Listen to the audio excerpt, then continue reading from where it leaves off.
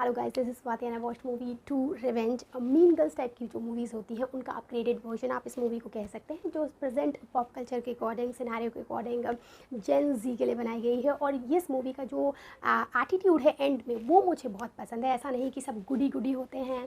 इसमें flawed characters दिखाए गए हैं जो अपनी पर्सनैलिटी को ओन करते हैं और वो उस चीज़ से भागते नहीं हैं। तो ये जो चीज़ें मुझे काफ़ी अच्छी लगी, जिसमें अपनी चीज़ों को एक्सेप्ट करते हैं वो। बट ऐसा नहीं है कि अगर कोई एक बार नार्सिसिस्ट इंसान है तो वो उस चीज़ से निकल नहीं सकता है।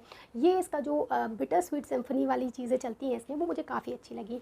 देन इसमें क्या होता है, जो एल्फ्रेड हिचकॉक की आपने देखी होगी movie strangers on a train, जिसमें परफेक्ट क्राइम दिखाया गया है कि दो स्ट्रेंजर्स होते हैं और वो अपने विलन्स ऑफ द लाइफ जो उनके होते हैं उनको एक्सचेंज कर लेते हैं और उनको एक दूसरे के विलन्स का या एक दूसरे के दुश्मनों का मर्डर करना होता है। तो यहाँ पर मर्डर की तो नौबत नहीं आती है, बट जो ड्रेया हैं जिनका रोल कैमेलिया मेंडिस ने प्ले किया है, काफ़ी स्टाइलिश लगी हैं वो।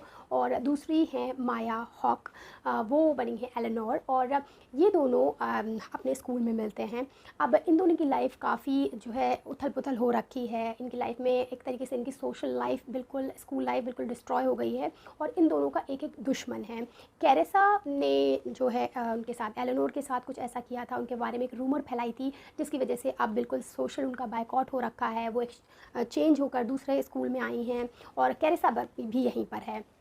देन जो ड्रेया हैं उनके साथ तो उनका एक टेप रिलीज़ हो गया था जो उनके बॉयफ्रेंड ने किया था, मैक्स ने। और मैक्स काफ़ी रिच फैमिली को बिलोंग करता है, उसके पास बहुत सोशल कैपिटल है, जिसकी वजह से सारे फ्रेंड्स अब मैक्स के साथ चले गए हैं। और जो ड्रेया हैं उनके पास वो बिल्कुल एक अकेली रह गई हैं और वो जानती हैं कि जो मैक्स है वो काफ़ी हॉलो इंसान है, वो फेक वोक है, फेक फेमिनिस्ट है और वो उसका रियल चेहरा सबके सामने लाना चाहती हैं। तो वो ये दोनों अपने जो विलन्स ऑफ द लाइफ हैं वो एक्सचेंज कर लेती हैं कि हम एक्सपोज कर सकें उन लोगों को, उनसे बदला ले सकें।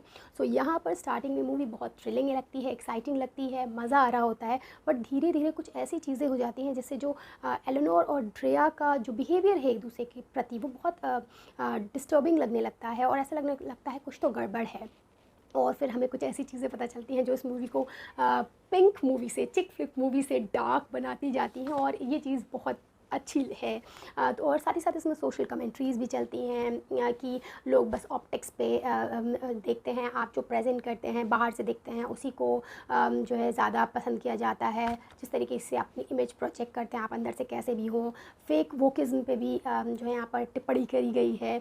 तो ये सारी चीज़ें इसमें चलती हैं। और जिस तरीके से स्कूल में कितना नार्सिसिस्टिक हो जाते हैं लोग कि एक दूसरे पर फीड करने लगते हैं, उनको बस अपने आगे जाना होता है और एक दूसरे से इन्फ्लुएंस भी बहुत रहते हैं, किस तरीके से प्रेशर रहता है बच्चों पे अपने फ्यूचर का। तो वो सारी चीज़ें इसमें दिखाई गई। और किस तरीके से जब आप रूमर, छोटा सा रूमर फैला देते हैं, उससे किसी की पूरी लाइफ, जो स्कूल लाइफ है, वो डिस्ट्रॉय हो जाती है। तो ये सारी सोशल कमेंट्री जो उस सिनेरियो में एप्लीकेबल होती हैं, स्कूल के सिनेरियो में, आप याद करें वो दिन जब हम स्कूल्स वगैरह में थे तो वो वर्ड हमारे लिए कितना इंपॉर्टेंट होता था। आज हम इतना आगे आके देखते हैं तो ऐसा लगता है कि अरे इस इतनी छोटी सी बात पे परेशान हो जाते थे, लेकिन उस समय वो जो वर्ड होता है, वो जो हमारा बबल बना होता है, वही हमारे लिए सब कुछ होता है।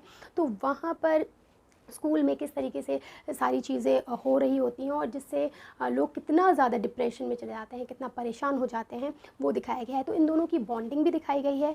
फिर एक ट्विस्ट आता है जिससे ये सेपरेट हो जाते हैं और फाइनल जो चीज़ें हो रही होती हैं वो मुझे काफ़ी पसंद है। तो ये आप इसको एक चिक फ्लिक मूवी बस सोच कर मत रह जाइएगा। ये बहुत ही अच्छे से बनाई गई, डिफरेंट तरीके से प्रेजेंट की गई मूवी है और मुझे काफ़ी पसंद आई है। So do watch this, don't miss this. That's it, bye bye.